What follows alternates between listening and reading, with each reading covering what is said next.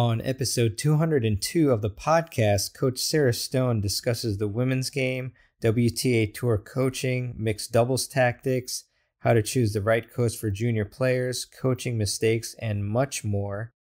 Enjoy.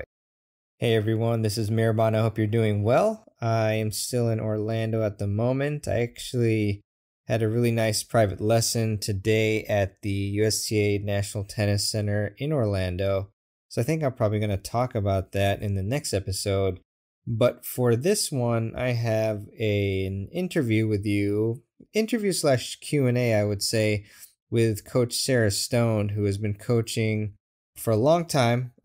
She's very experienced. She was a former professional tennis player, and she previously coached Samantha Stosur, who, as you probably know, is a 3-time Grand Slam champion under her tutelage. In fact, she's also coached 5 other top 100 players, and she is also the founder and CEO of the Women's Tennis Coaching Association, a fantastic nonprofit organization, and is a committee member of the International Club of Australia.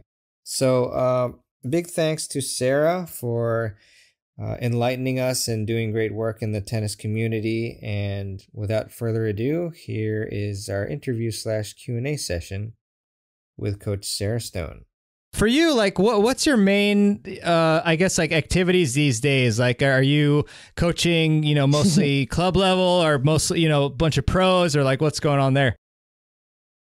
Taking a little time out from coaching pros. I'm not sure if I'll coach pros again, or who knows? You never know what you're going to do. I'm just coaching a couple of hours for my dad. My dad has a huge business in Australia. Nice. And a couple lessons a week, doing a couple different things and looking at some different options. I mean, my time during COVID has sort of been just keep focusing on the WTCA and keep the content out there so people have got good things to refer back to and know what they're doing. And outside of that, I'm not on the court that much at the moment. It's interesting though, because I like it that way sometimes, because you get a chance to look at what you're doing and all the other things that are around the industry. And if you're on the court all day, every day, then you miss that stuff. So right now I'm coaching a beginner lady on her 4th lesson, and she's about 35, which is fun because you look at tennis from a different perspective. And I'm coaching a 14-year-old girl, and I enjoy learning from her about all the things she goes through on a daily basis, being a teenager, and what the experience at tennis is like for her, and sort of like a research project for continuing to expand the WTCA.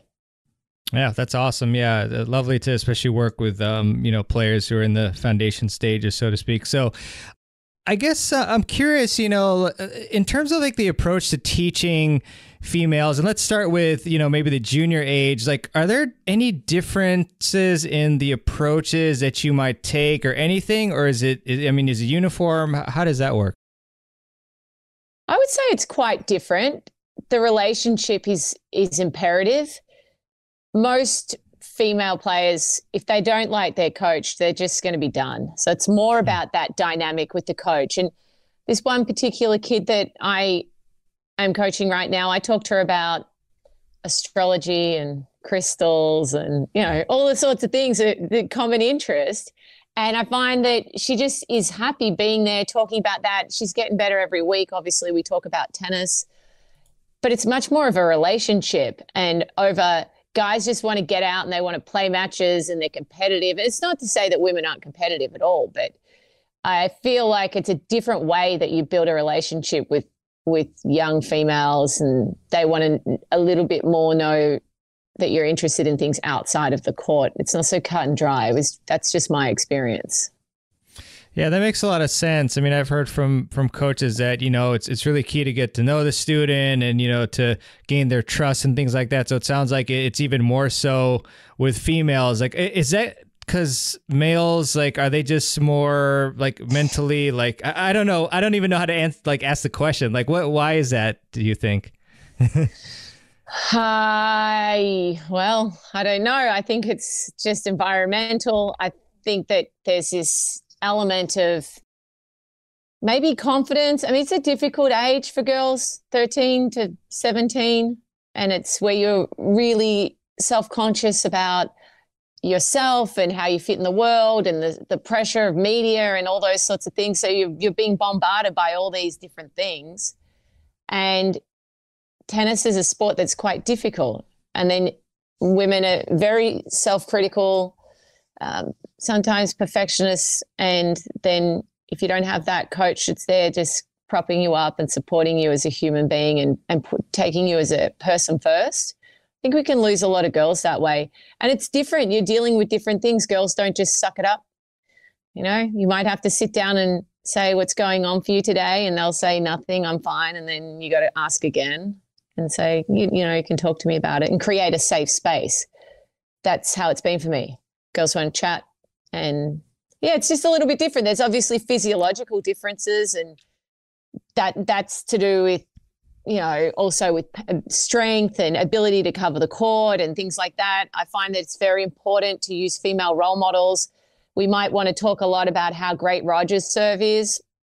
When I listen to commentators, actually Roger's serve during a women's match, but I've never heard commentators refer to Serena's serve during a men's match. And I think we need to try as coaches to have those female role models in our head, like know who's the best, just have a couple. Refer to Serena's serve. Oh, Sarah, sorry to interrupt you, Sarah. I think it said that you muted yourself. So you might have to touch the screen. Hey, everyone. Just here briefly by myself. But yeah, we're with Coach Sarah Stone from WTCA, the Women's Tennis Coaching Association. And she was a former pro player. Aha, here we go. I can't hear you. That's good. What did you do? Oh, I don't know. I didn't do anything. Oh, man. It's like I don't know. It's technology. I don't know what happened on my phone. I touched the screen and that was it. Yeah. No worries. Yeah, no, we're all good. We're back. Yeah, I apologize for the change in the disconnection. So we were talking about, the role models. Yeah. You got to have them in if you're a coach, you need to just have a couple that you can reel off, because I think naturally male coaches are quite interested in men's tennis. It's normal. And you'll have female coaches are quite interested in women's tennis. It's your own gender. And then the first thing that comes to your mind is, oh God, I love Novak's backhand, or I love the way that Rafa gets that straight arm. And it's just not relative to the girls. And so if you can talk about that and get the girls to talk about that, I think that's empowering for them. Yeah, for sure. One forehand that I love is Jenny Brady's forehand. It's sick. It's explosive. Wow. Yeah. Huge. Yeah. I mean, it looks huger than a lot of women. You can use Jenny on any example. Yeah. It's really impressive. So I guess speaking with that, you might even be tired of potentially talking about this, but there's been this whole, the WTA versus ATP forehand. And I was just wondering, I've asked this of a few coaches, and a lot of them pretty much said that, it didn't matter so much, as long as they got the contact point, all correct. So what are your thoughts on that, on the forehand comparisons, and does it matter in your opinion? I don't like the terminology because it's saying that the men's forehand is better than the women's forehand. And then Jenny Brady just has a forehand. It's not an ATP forehand. It's a forehand, and it's a sick forehand. Barty has a great forehand. Hercog has a great forehand. Krunic has a great forehand. Hennen had a great forehand. These are all chest side dominant swings.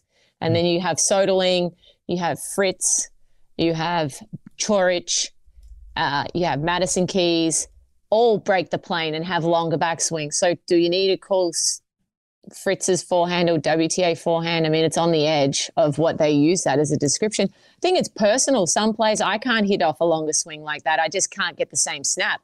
But somehow some of them are able to get that, and they sort of hit a more flat through the shot kind of forehand. Like Soderling was just like a pound. And if you can't get that snap off the outside, you maybe don't get the outside of the ball quite as much, and you can't create as much jump with the ball. But they're trying to play a different style of tennis. I mean, Fritz just stands there and slams them. And I'm not breaking down Fritz's forehand, but it's quite a long swing at the back, and it's pretty deadly. So I think it's just something that people try to differentiate between two styles of forehand, and they put everything in this WTA box and you put everything in the ATP box. But it's for the player, if they've got a great forehand, I would leave it with the longest swing. If they don't have a great forehand and they want to create like a heavy ball to put time pressure on the player, then you can look at staying chest side if they have the coordination to do it. It's really up to the player. Yeah. And, this is kind of like a deeper than just tennis idea. But I mean, do you feel like, I feel like generally, people have like these sorts of egos where they want to create a group where they feel like superior in some way, So I almost feel like it's kind of like they're saying like, oh, I'm a male and I have this ATP forehand. Like, the females, they so like, I don't know. I feel like that could be some of it. I don't know. Does that make any sense or not really? Yeah. Well, which one do they think is better? Which one do coaches rate as better? The ATP forehand. So automatically they're saying that the women's forehand is just not as good. And we're trying to retain females in our sport. And it's pretty evident that you just take Jen as your example. Why does that have to be an ATP forehand? It's just a great forehand. It's a sick forehand. A lot of guys would like to have that forehand. Sick. Yeah. And that's it. And I don't know, I think it's lack of education and understanding that it's not empowering to say, compare women to having a male strokes. Just got to have your own strokes and work hard. I just really for using female role models where you can. And there are some places, like when I work with Sam Stosur, there wasn't an example of a forehand that looked like what we were looking for. And hers that we modeled was Carlos Moya. And it's sort of changed since then. She's got more of a one swing. It used to be the one and then the go, like that good prep position.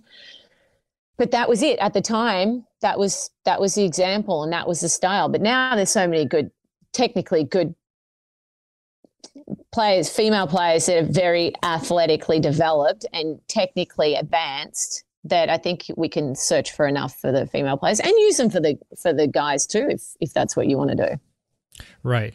No, definitely. So I don't necessarily want to create like cookie cutter, advice or anything, but I'm wondering is there a common technical differences at all, in where, you might prefer to teach a technique to like a female player versus the male might usually have like a different way of approaching, or not really? Okay. I would say not really. I would just look at physical strength, like muscle mass, ability, explosive power.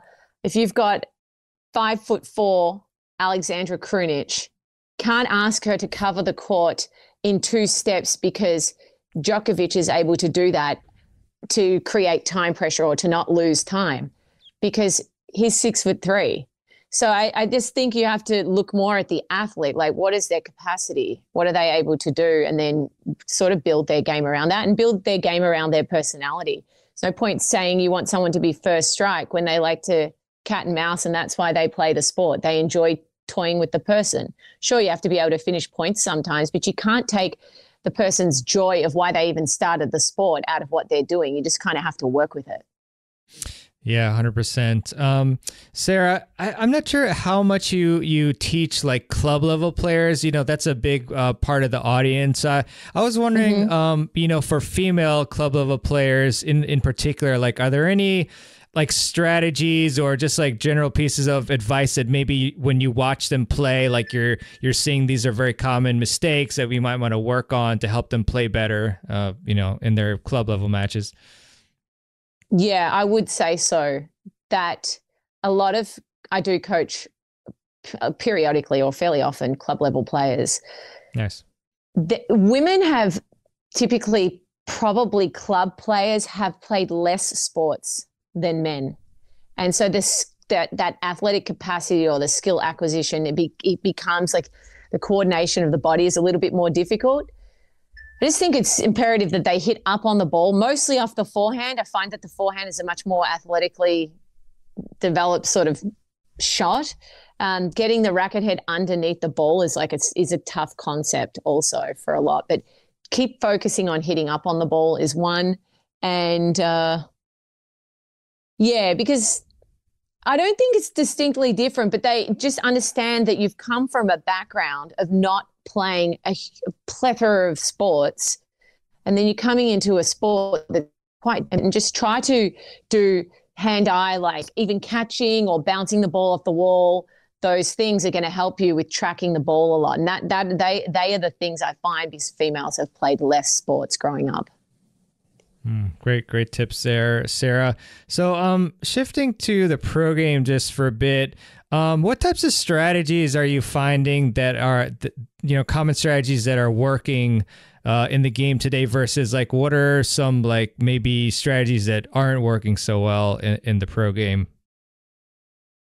Oh, well, Barty's done really well by using a slice. And sometimes it astounds me when I'm watching women's matches and nobody's used a slice for the whole match. I don't understand why, but it seems to get into this rhythm of, I just want to do it this way, and it's stubborn.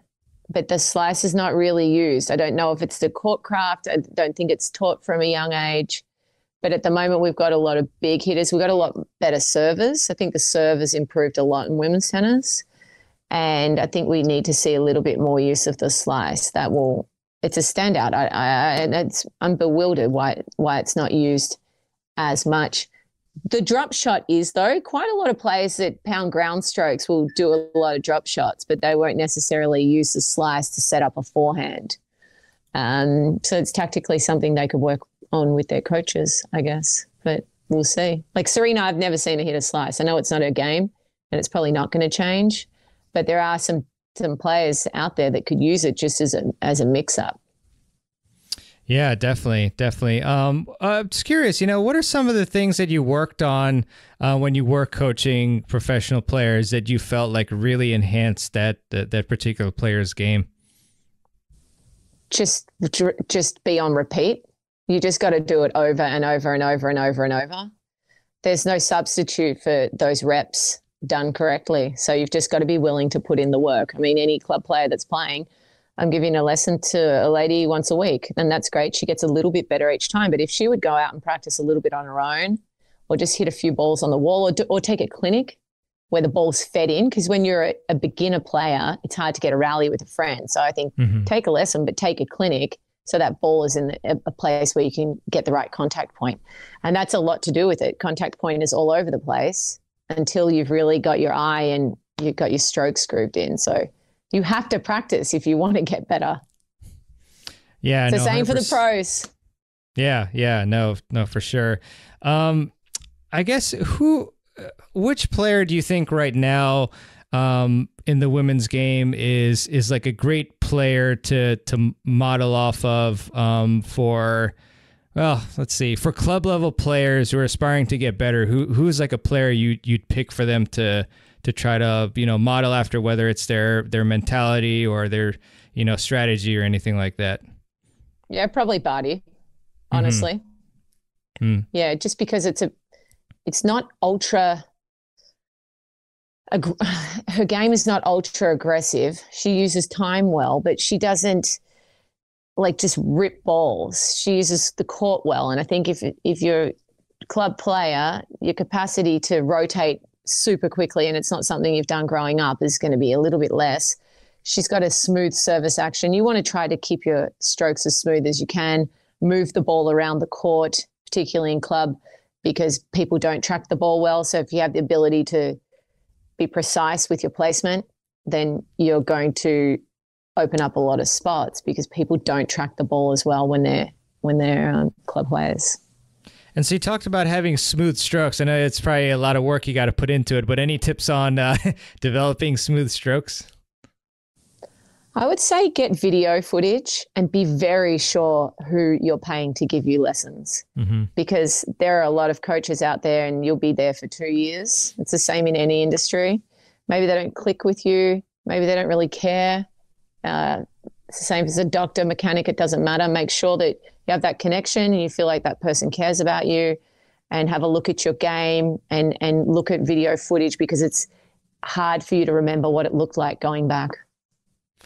Yeah, no, 100%. I mean, going back to your playing days too. What are some changes that you made throughout your career that you felt were really, really elevated your game to the next level? Playing that much.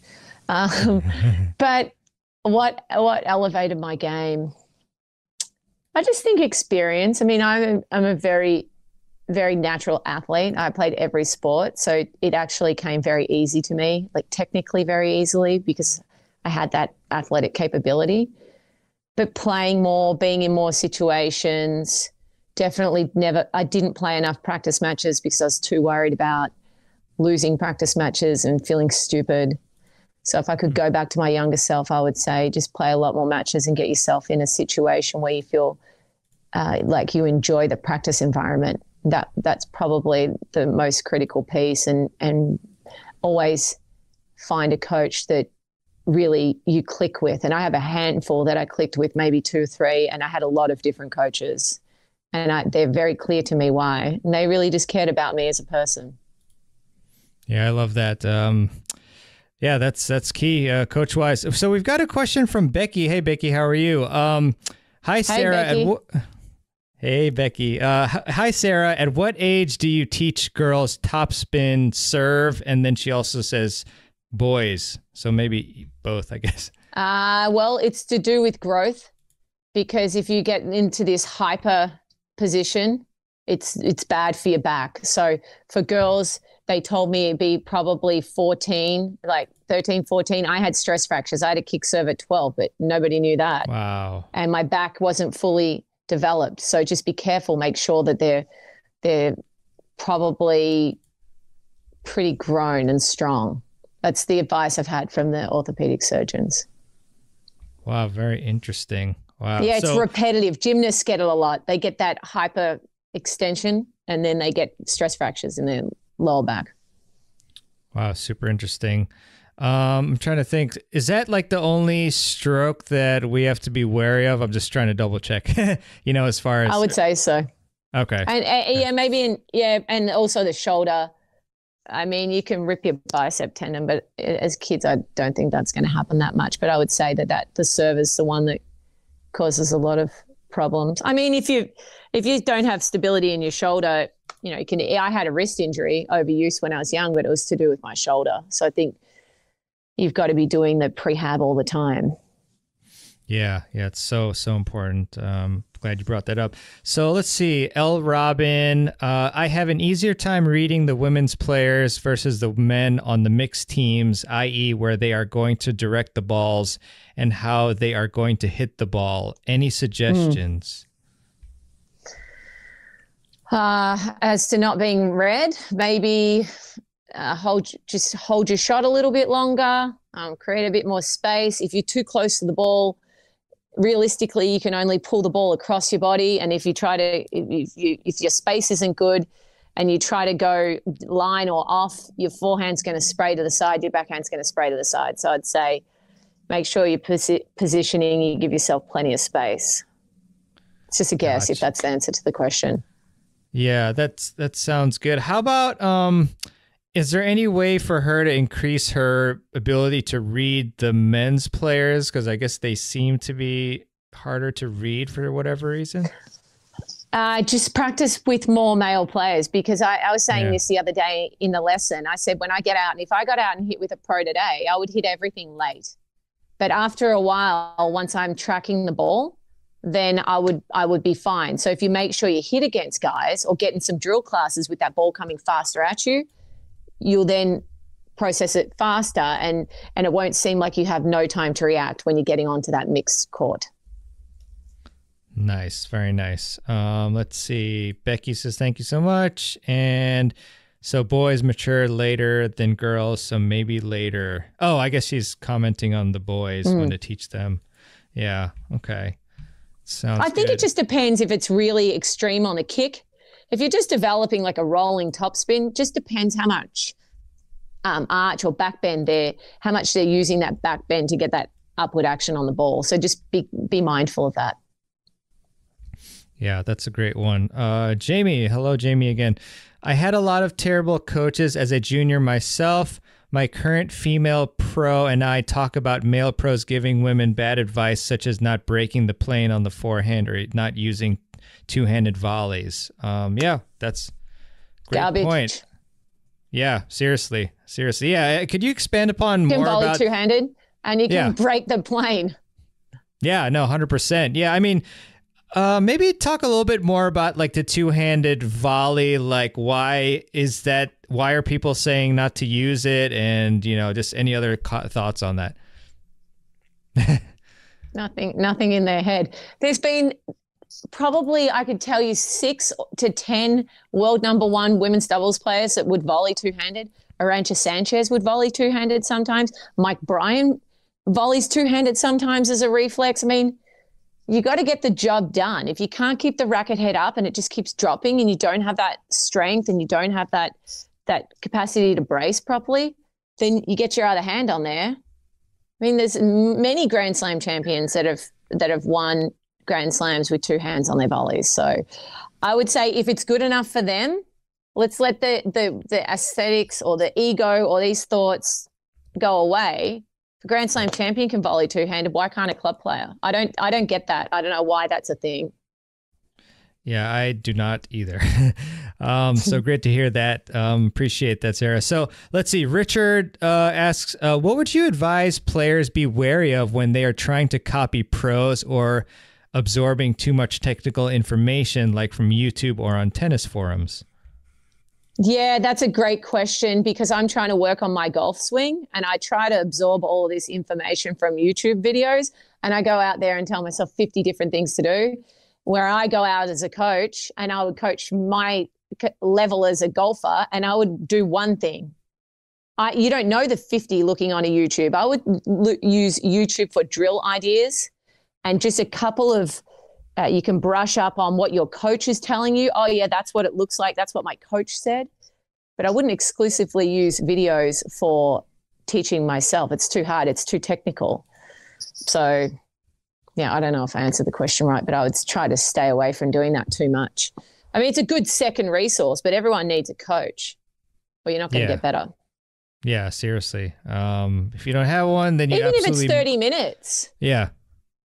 Yeah, no, I agree. Yeah, even that. I mean, it's focused coaching. But yeah, I mean, at the very, very least, you need to videotape yourself, like you said. But still, coach recommended. Great stuff. Paul has another question. So, hello, I'm my daughter's tennis coach. She is 12 years old and plays USTA tournaments. It's awesome. She wants to play college level one day. What advice would you give her? Thanks. Make sure that you have someone else involved in the coaching. I don't know how good this person is as a coach themselves. And because it's a lot of pressure. My dad coached number 7 player in the world and he was one of the best coaches in the world, but it was extremely difficult and I did not enjoy the sport because of that. Make sure, just use your outside resources, be the parent first. Don't think you know it all. We don't know it all. Even as coaches, get a team around you and make sure that she loves the sport. It's a difficult thing with kids. Sometimes the parents or even pros, I've coached pros that I've wanted it more than they have wanted it. So just make sure who's driving there and then spend your money accordingly. Just don't blow it out the window because you want them to be good. They've got to be invested too. Yeah, no, such great advice. So, I guess let's assume that, so a female player has a coach, I guess maybe they're junior, and then they're looking to hire one other person, maybe the budget isn't like so expansive that they can hire like 3 people or whatever. So who's the next person that you think would be the most beneficial to hire if they could hire another person besides the coach? Yeah, maybe a college hitting partner, guy or girl. It just depends on the level of the player. There's some girls that just depends on the person. I'll get a hitting partner and just someone young, even at a high level junior, pay them $20 an hour, get them out there, get that level going up, or you can get players and play matches against your kids, and then if they beat your kid, you pay them. If they lose, then you don't. It's another system that works pretty well. Keep them motivated. Ooh, accountability. That's a real good one. I love that.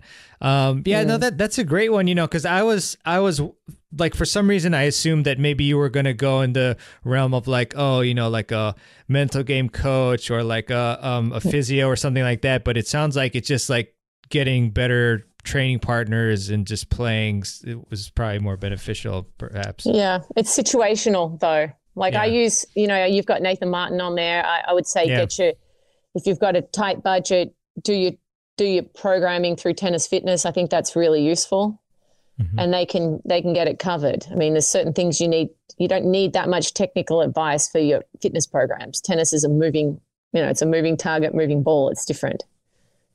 Yeah, no, that's very true. So another follow-up from Paul. So she plays with a semi-Western grip. A coach told her to switch to Eastern because she's a girl. Is that true? I think I know the answer. Is that person a registered coach? Yeah, I don't know. I would say no. Just go with what works. If they've got an Eastern naturally, grips are very hard to change. I would say be very careful trying to change people's grips. You can just destroy their whole game. Be very, very, very sure if you want to change someone's grip. And if they're over 14, I would almost forget it. Yeah, it's really hard. Yeah, Becky said sad. I agree. I almost didn't finish the question because of what I saw. But yeah, anyways. Good. Yeah. I also do want to educate the audience about the Women's Tennis Coaching Association too. I just want to ask you about that. Like, I'm curious. Nice. The colors are very nice. The colors are good. We won with the colors. Who picked the colors? Me, actually. I saw colors that I liked, and I sent them to the designer, and we kind of worked together and fixed. She changed something a little on this A, made it look a little like a tennis ball, but we did pretty well with it. When you go with your branding, it's on here too. You got to get going from the start. You got to concentrate on what you're doing. Yeah. And it did well, but it's gone really well. We're not doing anything right now because of COVID. We like to focus a lot on live events. We did an online conference. We're looking at what we can do later in the year and doing some stuff with the USPTA and the USTA and just trying to expand the whole scope of women's tennis, both women in tennis and coaching women's tennis for men and women. Beautiful. And so, actually stay tuned. Yeah, no, we will stay tuned, definitely. And we have some links for people to check out WTCA. So actually, I was just curious, like, how did you first create or found WTCA? Like, when did the idea come out? Yeah, it just was a conversation with a friend, and I just figured I wanted to contribute to visually seeing more women in tennis in the social space. So we started with videos and just having a platform for that there are someone else other than Roger, Rafa and Novak. And then showing girls doing drills and then sort of thinking about the education side. How can we impact? How can we help more girls stay in the game? Can we create an environment where women coaches feel more confident? Well, to have that, you need your guys that are advocates for women, and that creates that space where they feel included. And it just kind of rolled from there and tapped into our network. Myself and Anne Grossman, the president, asked a lot of friends for a lot of favors to step up to help women's tennis. And it's been great. It's great momentum. It's kind of been a good movement across the sport. So we're really proud of what we've been able to achieve and really thankful to all the people who cared enough to join us. Yeah, so huge kudos on the effort and the organization. I'm curious too, because I'm involved in our USTA leagues in the county. So what are some strategies to help recruit and get more female players in the game? I guess scheduling. A lot of moms dealing with kids. It's still more the mum's job to take care of the kids and those after hours and things like that. I think that can be hard. Creche, childcare, those sorts of things become a little bit more challenging, less challenging typically for men. And it's not that it's a male or female's role, but that's just the reality. Working in a creche to your programs and just finding the right times, mummy's class and little kids class, same time, just be innovative. The leagues can be a little nasty because there's this whole lack of identity outside of leagues, and then this it can be cutthroat, but some men's leagues can be cutthroat too. But I would say on the timing around kids and pickups and stuff like that, it would be mindful for that. Yeah, thanks for that. Definitely will be thinking about that. Let's see. So we got some nice comments. Look at this. Becky says, I have the pink long sleeve and Sarah's hat. Look at that. Becky's the boss. That's why. That's so cool. Sarah's done an exceptional job for sure. Let's see. What was I going to say? I'm curious about like your thoughts on, I don't know how much you follow like the women's tennis in the U.S., but like what are your thoughts on the players? What's that? Daily. They're my pals. Oh, good. About what they're doing. Good. Like how impressed are you with U.S. women's tennis, at the moment? Extremely impressed. And whenever I hear this garbage about women's tennis, America doesn't have that many players. I just go down the list. We go from Kenin, then Serena, Jenny, Madison, Sloane, Ali Risk.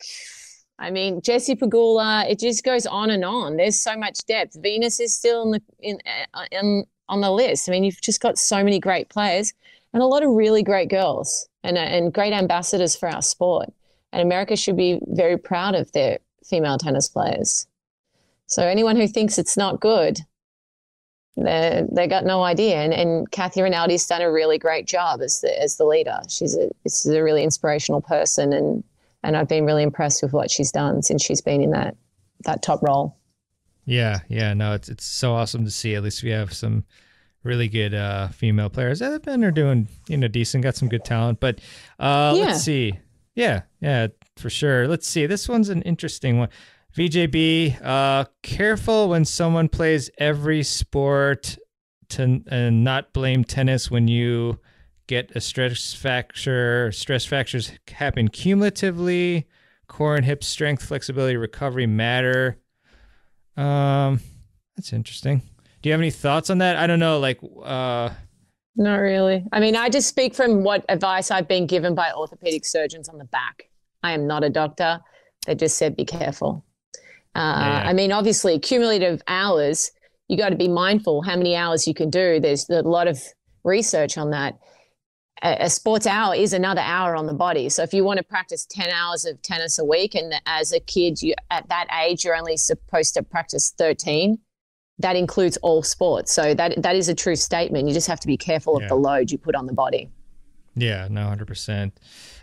Let's see. Okay. Kay Lind, if playing multiple sports, at what age would you recommend just focusing on tennis? Best sport, and then the second one, I guess, is best sport to complement tennis development. Soccer, gymnastics, and athletics. I would say athletics for me is number one. As a young kid, doing all those hurdles and all of that. Yeah. And karate is pretty good too. I would not say so much basketball, but those would be my top. Yeah, gymnastics, soccer, and track. And I don't know when the time's right. I didn't focus on single sport. I did athletics right through high school. So I was still doing athletics at 16 and playing for Australia and on the Junior Fed Cup team. So I don't think you have to pick, but that was my main sport. But I still did athletics at school. Yeah, no, that's great stuff. Depends. It definitely depends. And I don't know, have you read this book called Range by David Epstein? No. It's a very good one, and I was very pleased to see. It basically talks about how a lot of people think that like specializing from a super young age is the way to go, but in actuality, a lot of the most successful people have, gone through a multitude of different experiences. And then the very first chapter is, it talks about Tiger versus Roger Federer, where, Tiger, like he specialized in all this, but Roger actually played a whole bunch of different sports and all that. So, and I'm actually wondering, if I'm sure it's probably the case, like with some female professional players, like, I'm trying to think of any that that like they played a bunch of sports for a while. I mean, besides yourself. Yeah, loads.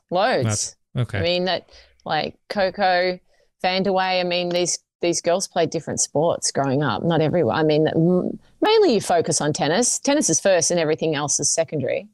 But most, I mean, Barty played cricket, footy, everything. Sam Stosur played, these other sports, not maybe formalized, but playing other sports. We're seeing that more and more in tennis, and that's why you're seeing the level of women's tennis going up, because of that total athlete. Yeah, so important. So important. Let's see. L. Robin, to add to Kaylin's comment, what is your suggested progression for a junior player? My daughter is 10. Follow the advice of a good coach. It's too hard to say when I have no idea about what they're doing. Just monitor the training loads. And you've got to do that with an expert. I do not know the facts off the top of my head. Gotcha, but don't overtrain. Gotcha. Yeah, that's a good one. So I know that you did touch upon this some before, but I'm just wondering, like, what are maybe like 3 or 4 things, or however many you want, like to look for in order to find a really good coach for yourself or for a student? Someone who cares, someone who has a lot of experience, not somebody who isn't trying to tell you that you're going to be the greatest player of all time in your first lesson. And someone that you really gel with, I guess, someone that you connect with. Mm-hmm. Yeah, I only have time to do one more question. Is that okay if we take? Oh, yeah. No problem. Shoot. I missed a call I was supposed to be on, but this was more important. Oh, I'm so sorry. Gosh. It's all good. It's all good. No, you can wait. Okay, great. So I'm just going to ask this general question, for female players who want to improve their game and who want to, they're committed, but they're maybe like kind of stuck at the same level. They've been there for a while. What's a couple pieces of advice, or one piece of advice for them to get unstuck and get to the next level? Be a really big student of the game. Watch a lot of tennis, so you track the patterns well. And just be as athletic as possible. Challenge yourself athletically, be it like hiking, shooting baskets, whatever. Just challenge yourself in different athletic ways. And I think it will help you develop, because tennis is a very athletic sport. And typically women come from less exposure to a lot of different sports. So if you can do that for yourself, you'll be going places. Beautiful. Well, hey, Sarah, I'm sure we'll connect again soon. And thanks a lot. It was really nice to see you. Thanks for everything you're doing. It's good to see you too. Congrats on all the great work. All right. I really hope you enjoyed that episode, that interview / Q&A with Coach Sarah Stone. And again, thanks for your time, Sarah. Keep up the great work. If you enjoyed this episode, I really would appreciate it if you would subscribe to the Tennis Files podcast, and you can do that in your podcast app of choice. Just feel free to hit that big, juicy subscribe button, and you'll get all the episodes immediately downloaded to your podcast and device that you use to listen to podcasts, so that you don't have to go and manually find and download the show. Very convenient for a milliseconds worth of work, I'd say. Maybe a couple seconds, I guess, if you have to open the app.